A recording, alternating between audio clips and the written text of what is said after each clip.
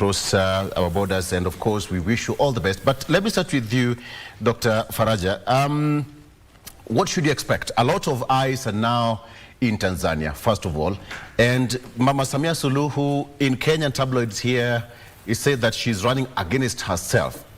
I would say, or what would you say, is this a real picture when it's come to enhancing democracy in a nation that has matured democratically speaking? Yes, democratic growth in Tanzania is a long process. It has taken us almost 30 years to build our democracy, and it was expected that this year maybe we will demonstrate that we are mature democratically. But unfortunately, what we see in the streets, what we see in the whole process of election in our country this year, seems there's more needed to improve our democracy. There are some political parties, opposition political parties, almost two, they didn't field the presidential candidates. One party refused to participate, and the other party, the candidates moved from the race. So, and that's why there's this joke in Kenya that it is Samia versus Suluhu. It's because the other candidates from the opposition parties are not so strong to contest or to compete with the incumbent president from the ruling party. And that's the picture we have. And unfortunately, the other thing that we have observed is the threats, the security threats. Maybe it has put fear into the citizens, and they are now avoiding voting, and some of them are saying our candidates are not in the ballot papers. Why are we going to vote? Because we don't see our candidates in the ballot papers, and that's the reason why they are not going to vote today. It's because their candidates are not in the race. That's the picture I'm trying to get. Okay. And when it comes to muzzling the voices, the dissenting voices in the opposition, when that happens, my guest in studio have just said that imagine that happened in Kenya. I would imagine what is happening in Tanzania, and what is the general feel amongst the followers of the opposition? The general feel that the followers of the opposition is that they were deprived of their right to participate in the democratic process. They were deprived of the right to have their candidates in the ballot papers. They were deprived of their rights to demonstrate their feelings against the process itself, against the abductions, forced disappearances, and extrajudicial killings that have been happening in our country, and mostly targeting the opposition politicians. And so that's the feeling they have, and it seems like it's the process is dominated by the ruling party, and the other candidates have not been given an equal opportunity to participate. Yeah. As a result, it seems like the government decided to cover up this issue by conniving or by canvassing the weaker political parties to participate, just to demonstrate to the world that there is a democratic process, while in fact these other political parties that are participating are hardly known to the public. That's the challenge we see. Okay, let me talk to Ezekiel. Ezekiel Kamwaga is a journalist there. Ezekiel, thank you so much for joining us. Let me ask you, how unique was the campaigns in Tanzania? Thank you so much. And I think I need to say two things first before I respond to a very good question. One, I've been listening to this show from the beginning, and I've been reading some online stuff, especially from the Kenyan online personalities. And there are two things that are not really correctly reported. The first thing is, in Tanzania, the main opposition party is Chadema. That is the main opposition party.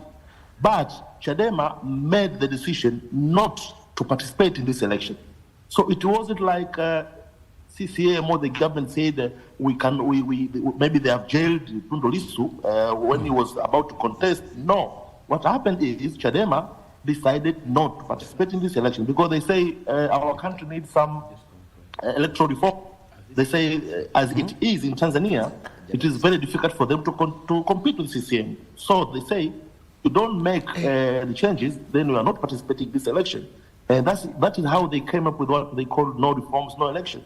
That they will stop this election, they will make sure that this election is not really done, and then they won't participate. So Tundu Lissu was taken to court for treason charges, which we can talk about later.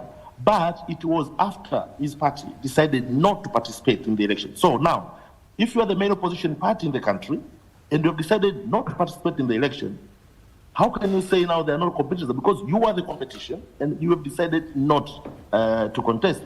And the other thing that is not really speaking about in the media or other people since the beginning of this show is the fact that CCM is still a very strong political party. So it isn't like CCM is a party that has no followers, etc. For someone who have been watching the political rallies that have been happening in Tanzania, you will see huge number of people following the meeting, following the President Sabia's rally, which means CCM still has a lot of supporters. And if you talk about, let's say, the strength of the other opposition, let's say I've also spoken about the other party known as ACT Wazalendo, whose candidate was also removed from the ballot. What people are not saying is the person that has caused ACT Wazalendo not to participate was one of their members who said the supposed candidate of ACT Wazalendo, the one Ruhaga Mpina, who moved from CCM to Chadema, the member of ACT said, moved from ACT to Chadema to CCM to ACT. The member said, you have a question, and he took that, he wrote a letter to the political party saying the due process within the party was not followed. So it was not even CCM, it is something from within the opposition. The ACT Wazalendo member, a very senior member of ACT Wazalendo, who said the party procedures were not followed, which is not even CCM. And Tundu Lissu, the opposition who we are all saying was taken to jail, he was contested in the party of Chadema with the former Chadema chairman, Freeman Boy, in the internal election.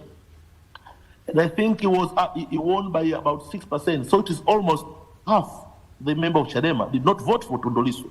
So it's not even popular within his own party. That is what people do not say. That is what you don't see in the discussion.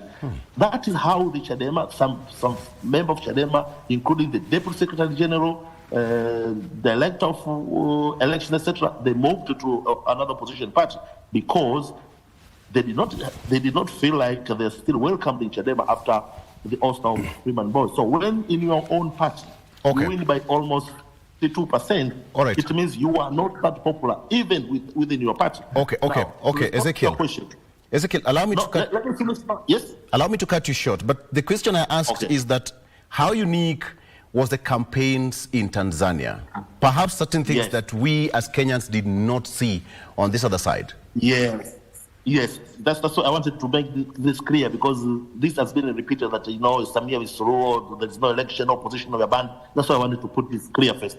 Now, the uniqueness of this year's election was the fact that for the first time since we started the multi-party democracy, that is 80 years back, we have an election where the opposition, the main opposition party, is not participating. So it was like CCM all over the place because there is no really opposition. But again, I keep on saying maybe the issue in Tanzania is that we do not have a figure like Raila Odinga in our policy, because I think in Kenya, Odinga could have maybe not contesting some election, because maybe say, okay, I participate in this election, maybe my win was stolen, or maybe some constitutional issues are not there. But I think in Kenya, the Rutos, the Odingas, they keep on pushing, they keep on participating until they win the election.